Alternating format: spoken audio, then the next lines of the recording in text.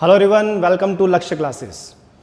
Exam BST का नज़दीक है और अब हम आपको ये बताने जा रहे हैं कि या तो आप परफेक्ट तरीके से तैयार हो चुके हैं या फिर अभी भी आप ये सोच रहे हैं क्या मैंने सब कुछ कवर कर लिया, क्या इंपॉर्टेंट टॉपिक जो हैं वो मेरे पूरे कवर अप हो चुके हैं।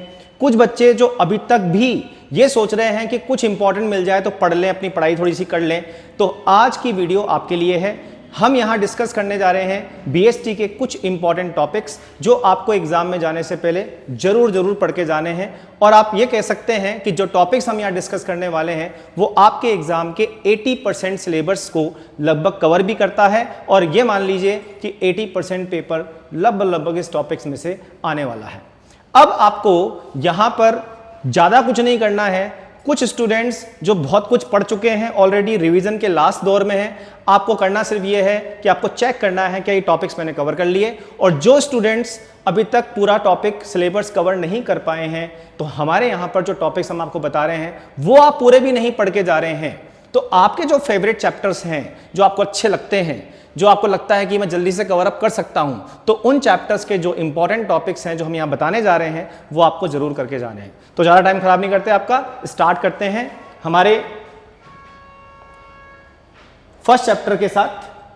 फर्स्ट चैप्टर हमारा है nature and significance of management. इसमें हमारे को टॉपिक्स बहुत सारे हैं। अगर हम बात करें कैरेक्टरिस्टिक्स ऑफ मैनेजमेंट क्या है, इंपॉर्टेंस ऑफ मैनेजमेंट क्या है, बट आई थिंक मेरा मानना है कि इंपॉर्टेंस और कैरेक्टरिस्टिक ऐसे कुछ टॉपिक्स हैं जहां आप ये मान के चलते हैं कि कुछ कैरेक्टरिस्टिक तो हमारे कॉमन होते हैं, हमको याद रहते हैं। जैसे हम लोग कहते हैं मैनेजमेंट कंटिन्यूअस प्रोसेस है, मैनेजमेंट परवेजिव है, ये सब चीज़ें गोल ओरिएंटेड है। तो ये चीज़ें हमारे पास मैंने यहाँ कवर अप नहीं करी हैं। मेरे लिए जो इंपॉर्टेंट टॉपिक्स हैं, जो मैं देखता आ रहा हूँ मेरे टीचिंग एक्सपीरियंस के साथ, जो बोर्ड ने अपने अपने पेपर में अब तक सैम्पल पेपर्स में या लास्ट प्रीवियस एग्जाम के पेपर्स में जो टॉपिक सबसे ज़्यादा बार कवर किए हैं, हम उन्हीं पर लेकर ये पूरी वीडियो बना रहे हैं। तो यहां पर सबसे पहला टॉपिक जो हमारा है वो है नेचर ऑफ मैनेजमेंट। तो नेचर ऑफ मैनेजमेंट में हमारे पास टॉपिक होता है कि नेचर ऑफ मैनेजमेंट क्या है, एज अ साइंस है, एज अ आर्ट है और प्रोफेशन है। तो ये क्वेश्चन आपका एक इंपॉर्टेंट पार्ट होता है जिसमें आपको बताना होता है कि साइंस है, मैनेजमेंट या फिर प्रोफेशन है या आर्ट है, जिसके लिए हमारे पास कुछ फीचर्स होते हैं साइंस के, आर्ट के और प्रोफेशन के। उसके अकॉर्डिंग अपना आंसर देते हैं। आप सबको पता होगा कि मैनेजमेंट प्योरली एक आर्ट है, लेकिन साइंस और प्रोफेशन प्योरली नहीं है। इसके बाद हम बात करें कोऑर्डिनेशन। एक इंपॉर्टेंट टॉपिक है हमारा चैप्टर नंबर 1 में। कोऑर्डिनेशन में क्या पढ़ना है? कोऑर्डिनेशन में पढ़ना है आपको कोऑर्डिनेशन का कॉन्सेप्ट, उसकी इंपॉर्टेंस क्या है हमारे लिए, और कई बार इसको हम कहते हैं coordination is the essence of management. तो उसमें हमें कोऑर्डिनेशन के फीचर्स कवर करने होते हैं। अब कोऑर्डिनेशन जब भी आप पढ़ो, दो टैग वर्ड, क्योंकि जहां आप केस स्टडी की बात करते हो, आप कहते हो कि सर अभी टॉपिक तो बता दोगे लेकिन केस स्टडीज कैसे करेंगे हम लोग। तो केस स्टडी करने से पहले हमेशा टॉपिक्स कवर अप कर लो अपने सारे, और केस स्टडी तभी हो पाएगी जब आप उन टॉपिक्स के कीवर्ड्स को उस केस स्टडी में आइडेंटिफाई करते हो। जैसे अगर कोऑर्डिनेशन के ऊपर कोई केस स्टडी आ रही है तो आपको वहां पर दिखेगा यूनिटी इन एक्शन, कुछ ऐसे words, unity in action main word है। कोऑर्डिनेशन क्या ब्रिंग करता है? Unity in action. इसी के साथ अगर हम बात करें ग्रुप, इंटीग्रेट ग्रुप एफर्ट्स, तो जहां पर भी कोऑर्डिनेशन है मतलब वहां पर ग्रुप एफर्ट्स की बात होती है, वो से इंटीग्रेट करता है जितने भी मैनेजमेंट के डिफरेंट फंक्शंस हैं या लेवल्स ऑफ मैनेजमेंट हैं उनको। तो अब यहां पर कोऑर्डिनेशन और उसकी इंपॉर्टेंस क्या है वो हमको पढ़ के जानी है। इसके बाद हमारे पास है why management is called multi dimensional. ये हमारे मैनेजमेंट के फीचर्स में से मैंने एक पॉइंट उठाया है, कई बार इस पर रिपीटेड क्वेश्चन है कि मल्टी डायमेंशनल क्यों है मैनेजमेंट। तो जिसमें हम पढ़ते हैं कि मैनेजमेंट ऑफ वर्क भी होता है, मैनेजमेंट ऑफ ऑपरेशंस भी होता है, इसके अलावा मैनेजमेंट ऑफ पीपल भी होता है, इसलिए इसको हम मल्टी डायमेंशनल कहते हैं। इसके बाद हमारे पास आता है objective of management. Objective of management में हमारे पास बहुत सिंपल सा क्वेश्चन है, 11th क्लास से पढ़ते आ रहे हैं कि मैनेजमेंट के क्या ऑब्जेक्टिव हैं। जो किसी ऑर्गेनाइजेशन के ऑब्जेक्टिव होते हैं वही मैनेजमेंट के ऑब्जेक्टिव होते हैं। जैसे ऑर्गेनाइजेशनल ऑब्जेक्टिव्स क्या हैं, तो वहां पे हम बात करते हैं सर्वाइवल, ग्रोथ, प्रॉफिट की। सोशल ऑब्जेक्टिव क्या है? एम्प्लॉयमेंट प्रोवाइड कराना, fair goods and fair prices पे गुड्स एंड सर्विसेज प्रोवाइड कराना। पर्सनल ऑब्जेक्टिव मतलब एम्प्लॉय का मोटिवेशन, एम्प्लॉय की ग्रोथ, उसका फेयर रेम्यूनरेशन। ये सब बातें हम लोग फर्स्ट चैप्टर में लेके चलते हैं। चलिए आगे बढ़ते हैं। चैप्टर नंबर 1 हमारा खत्म हुआ। ये मेन टॉपिक्स हैं, पढ़ के जरूर जाने हैं। चैप्टर नंबर 2 में आते हैं। सबसे बड़ा आपका चैप्टर होता है चैप्टर नंबर 2 और एक हफ्ता मार्केटिंग चैप्टर। अब मैं ये मान के चलता हूँ कि चैप्टर नंबर 2 जो है प्रिंसिपल्स ऑफ मैनेजमेंट, यहाँ पर आप लोगों ने अपने कई प्रोजेक्ट्स भी बनाए होंगे। 12th का बीएसटी का प्रैक्टिकल भी लगभग इन टॉपिक्स पर होता है जो मार्केटिंग या प्रिंसिपल ऑफ मैनेजमेंट पर ज्यादातर बेस्ड होता है। तो ये चैप्टर ऐसा होगा जो आपने पहले बहुत बार पढ़ा भी होगा, लेकिन फिर भी क्योंकि हमारे पास जब हम फ्योल के प्रिंसिपल्स पढ़ते हैं तो 14 प्रिंसिपल्स हमारे पास हैं। तो अब ऐसे कौन से प्रिंसिपल्स हैं जिनमें ज्यादातर क्वेश्चन उठाए जाते हैं?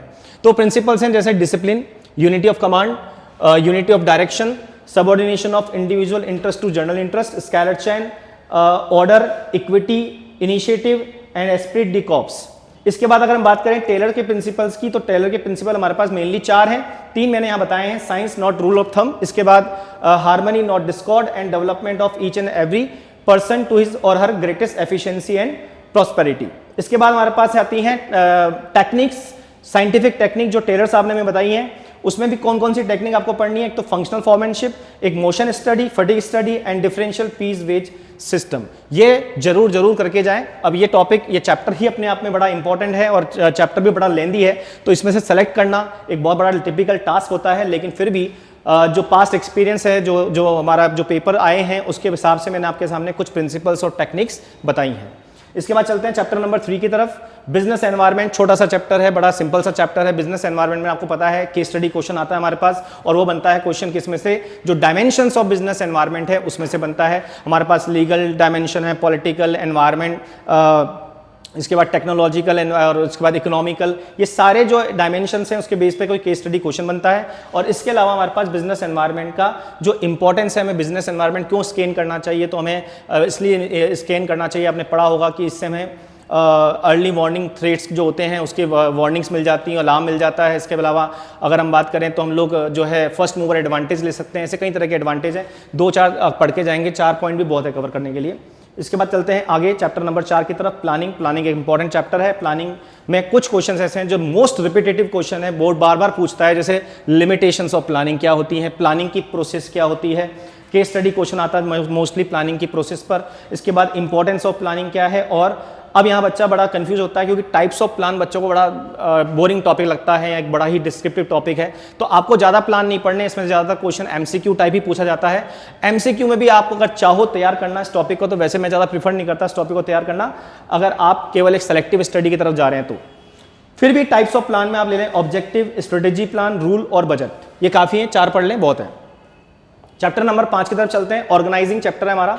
ऑर्गेनाइजिंग चैप्टर भी अपने आप में एक बड़ा लेंदी चैप्टर है और इसके अंदर बहुत सारे टॉपिक्स हैं, फिर भी लिमिटेड करके मैं कुछ 5 टॉपिक आपके लिए लेके आया हूं, जिसमें है ऑर्गेनाइजिंग की प्रोसेस। इसके बाद हमारे जो है डिपार्टमेंटलाइजेशन होता है, फंक्शनल और डिविजनल, आपको पता होगा। डेलीगेशन का जो प्रोसेस है वो भी इंपॉर्टेंट है, जिसमें हम लोग डेलीगेशन करते हैं अथॉरिटी का, रिस्पॉन्सिबिलिटी का और इसके बाद अकाउंटेबिलिटी का। इसके बाद है डेलीगेशन और डिसेंट्रलाइजेशन। यहाँ एक बड़ा कंफ्यूजिंग क्वेश्चन होता है, कई बार केस स्टडी में आता है कि हमको आइडेंटिफाई करना होता है कि यहाँ डेलीगेशन की बात हो रही है या डिसेंट्रलाइजेशन की बात हो रही है। इंपॉर्टेंस ऑफ डिसेंट्रलाइजेशन, ये भी एक मोस्ट रिपीटेटिव क्वेश्चन है, इंपॉर्टेंस जरूर पढ़ के जाएंगे। और जो इंपॉर्टेंस डेलीगेशन डिसेंट्रलाइजेशन की है वही लगभग डेलीगेशन की इंपॉर्टेंस है, तो किसी भी एक की पूछ सकते हैं, एक की पढ़ जाओ, दूसरे की आप सेम लिख सकते हो। नेक्स्ट चलते हैं चैप्टर नंबर 6 की तरफ। चैप्टर नंबर 6 है स्टाफिंग। स्टाफिंग में अगर बात करें तो स्टाफिंग एक ऐसा चैप्टर है जो हम लोग आसपास अपने देखते हैं तो बच्चा इजीली इसको ग्रैप कर सकता है, लेकिन हाँ इसमें जो क्वेश्चंस इंपॉर्टेंट हैं वो है स्टाफिंग की पूरी प्रोसेस, जो रिक्रूटमेंट और सिलेक्शन और प्लानिंग, ट्रेनिंग वगैरह से स्टार्ट होती है। इसके बाद हम बात करते हैं सोर्सेज ऑफ रिक्रूटमेंट क्या होते हैं, तो हमारे पास 2 सोर्स होते हैं, आपको पता ही है, इंटरनल और एक्सटर्नल, और इसके क्या एडवांटेज है, डिसएडवांटेज है। इसके बाद सिलेक्शन प्रोसेस जो है एक लंबी चौड़ी प्रोसेस होती है, जिसमें हम लोग बात करते हैं, सबसे पहले सिलेक्शन टेस्ट होते हैं, फिर वहाँ पर इंटरव्यू होता है, फिर उसके बाद जो है सिलेक्शन होता है, उसके बाद जो है जॉब ऑफर होता है, सब चीज़ें जो प्रोसेस है वो पूरी आप पढ़ के जाते हैं, आपको पता है कैसे सिलेक्शन हो रहा है। तो इसके बाद जो इसमें मेन चीज़ आती है वो आती है सिलेक्शन के लिए टेस्ट होते हैं, कुछ 5 तरह के टेस्ट होते हैं, जैसे हमारा एप्टीट्यूड टेस्ट होता है, हमारा इंटरेस्ट टेस्ट होता है, हमारा साइकोलॉजिकल टेस्ट होता है, ट्रेड इंटरेस्ट टेस्ट होता है। ये सब चीज़ें आपको पढ़ के जानी है क्योंकि टेस्ट कई बार पूछ लेते हैं। ट्रेनिंग एक बहुत ही ऐसा क्वेश्चन है जो कह सकते हो कि एक मोस्ट रिपीटेटिव क्वेश्चन है और ट्रेनिंग में से क्वेश्चन आता ही आता है, ऑलमोस्ट पक्का क्वेश्चन है, फिक्स क्वेश्चन है। ट्रेनिंग की 2 मेथड होती है हमारे पास, एक ऑन द जॉब ट्रेनिंग, एक ऑफ द जॉब ट्रेनिंग। और ऑन द जॉब ट्रेनिंग में भी चले जाएं तो हमारे pass on the job training के भी कई तरीके होते हैं, जैसे आपने पढ़ा होगा इंटर्नशिप एक तरीका होता है, इसके अलावा हमारे पास अप्रेंटिसशिप प्रोग्राम होते हैं। तो इस तरह की जो है टेक्निक भी आपको पढ़ के जानी है। इसके बाद हम बात करें ऑफ द जॉब ट्रेनिंग की, तो ऑफ द जॉब ट्रेनिंग में हमारे पास एक ही होता है वेस्टिबुलर स्कूल, और ज़्यादा कुछ तरीके और मेथड होते नहीं है। तो ये हमारा स्टाफिंग चैप्टर हो गया। आगे बढ़ते हैं चैप्टर नंबर 7 की तरफ। चैप्टर नंबर 7 डायरेक्टिंग चैप्टर है, और डायरेक्टिंग में बहुत सारी चीज़ें हैं, लेकिन जो मैंने आपके लिए इंपॉर्टेंट निकाली हैं वो है मोटिवेशन। एक तो मोटिवेशन जो मास्लो की हायरार्की थ्योरी है नीड्स की, जिसमें हम पढ़ते हैं साइकोलॉजिकल नीड, एस्टीम नीड्स, ठीक है, वो सारी चीज़ें, सिक्योरिटी एंड सेफ्टी वाली। इसके बाद आती है बात लीडरशिप की स्टाइल, ये भी एक मोस्ट कॉमन क्वेश्चन है जो लगभग हर पेपर में आता है। लीडरशिप की स्टाइल होती है, आपको पता है, ऑटोक्रेटिक, डेमोक्रेटिक और फ्री स्टाइल जो होती है, फ्री रेंज। उसके बाद हम बात करते हैं कम्युनिकेशन के बैरियर्स। तो कम्युनिकेशन के बैरियर्स में अधिकतर क्वेश्चन आता है कि क्विज स्टडी आ जाता है, एमसीक्यू में क्वेश्चन आ जाता है कि जो कम्युनिकेशन है उसमें बैरियर कौन से बैरियर की बात की गई है, सेमेंटिक बैरियर है, पर्सनल है, ऑर्गेनाइजेशनल बैरियर है, उस तरह के बैरियर्स आपको पढ़ के जाना है। सिर्फ टैगलाइन आपको पढ़नी है कि ये किस तरह का बैरियर है, कैसे आप उसको आइडेंटिफाई करोगे।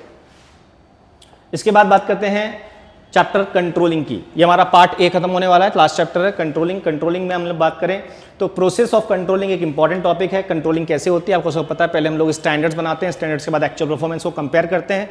पहले एक्चुअल परफॉर्मेंस को मेजर करते हैं, फिर हम लोग कंपेयर करते हैं, एनालाइज करते हैं, डेविएशंस निकालते हैं। अब डेविएशन पर भी हम लोग बात करते हैं कि एनालाइज कैसे करना है। तो यहाँ पर मैंने आपको स्पेशली लिखकर भेजा है कि 2 पॉइंट्स पर ज्यादा ध्यान रखना। क्रिटिकल पॉइंट कंट्रोल एक मेथड है हमारे पास एनालिसिस का डेविएशन के, और एक मैनेजमेंट बाय एक्सेप्शन। ये भी एक रिपीटेटिव क्वेश्चन है, हर साल पूछता है बोर्ड। इसके बाद बात करें इंपॉर्टेंस ऑफ कंट्रोलिंग क्या है, और लास्ट है relationship between planning and controlling. आप सब जानते हैं कि प्लानिंग जो है वो फ्यूचरिस्टिक होती है, फॉरवर्ड लुकिंग होती है, और जो कंट्रोलिंग है वो बैकवर्ड लुकिंग होती है। दोनों के बीच में क्या रिलेशन है, 3-4 पॉइंट आपको पता होने चाहिए। इसके बाद financial management part B start हो गया यहाँ से। और ये जो चैप्टर है कई स्टूडेंट्स के अपने आप में प्रॉब्लम रहता है स्टार्टिंग से लेकर, और पता नहीं क्यों रहता है, लेकिन सिंपल सा चैप्टर है, ज़्यादा कोई टिपिकल बात है नहीं इसके अंदर। मैं फाइनेंस की बात कर रहे होते हैं, मैं 3 डिसीजंस हम यहाँ पढ़ते हैं, एक इन्वेस्टिंग डिसीजन, एक अपना फाइनेंसिंग डिसीजन, उसके बाद डिविडेंड डिसीजन। इस पर तो एक केस स्टडी क्वेश्चन आता है जो आप इजीली आइडेंटिफाई कर सकते हो कि किस तरह के डिसीजन की बात कर रही है। और इसके बाद क्वेश्चन में अपने को फैक्टर्स देते हैं कि हमारा जो डिसीजन लेते हैं हम लोग उसमें कौन से फैक्टर्स हमें कंसीडर करने होते हैं। तो मैंने वो अपने इंपॉर्टेंट पार्ट में नहीं डाला, लेकिन मैंने यहाँ तक ऑब्जर्व किया है फाइनेंशियल प्लानिंग नाम का जो टॉपिक है, क्योंकि तीनों ही चीज़ों का कॉम्बिनेशन है फाइनेंशियल प्लानिंग, उसका कॉन्सेप्ट और उसके जो ऑब्जेक्टिव और इंपॉर्टेंस है, ये एक रिपीटेटिव क्वेश्चन है जो बोर्ड पूछ ही रहा है हर बार।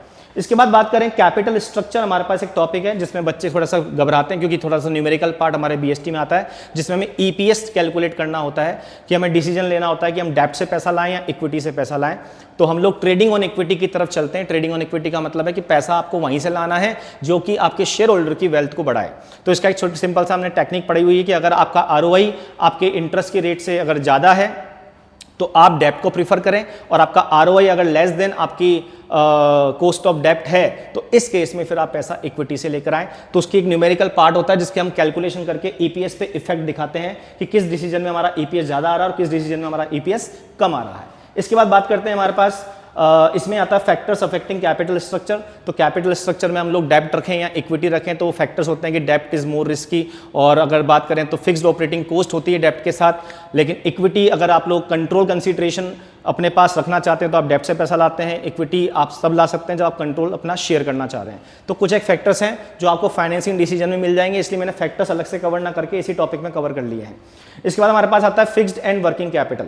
फिक्स्ड कैपिटल और वर्किंग कैपिटल में भी केस स्टडी क्वेश्चन आता है, और कौन कौन से फैक्टर्स हैं जो हमारी फिक्स कैपिटल और वर्किंग कैपिटल की रिक्वायरमेंट को अफेक्ट करते हैं। आप सबको पता होगा working capital day to day working जो हमारी बिजनेस के ऑपरेशन है उसको चलाने के लिए हमें जो कैपिटल चाहिए होती है वर्किंग कैपिटल है, और जो हमारी फिक्स एसेट्स वगैरह को परचेस करने के लिए हमें कैपिटल चाहिए होती है हमारी फिक्स कैपिटल है। तो ये हमारा डिसीजन किस पर डिपेंड करेगा, कौन से फैक्टर्स पर डिपेंड करेगा कि हमें कितनी फिक्स कैपिटल चाहिए होगी या कितनी हमारी वर्किंग कैपिटल की रिक्वायरमेंट होगी। ज़्यादा या कम वो ऑर्गेनाइजेशन की साइज और जो आपका जो है ऑपरेशन जो है उसकी साइज उस पर डिपेंड करता है।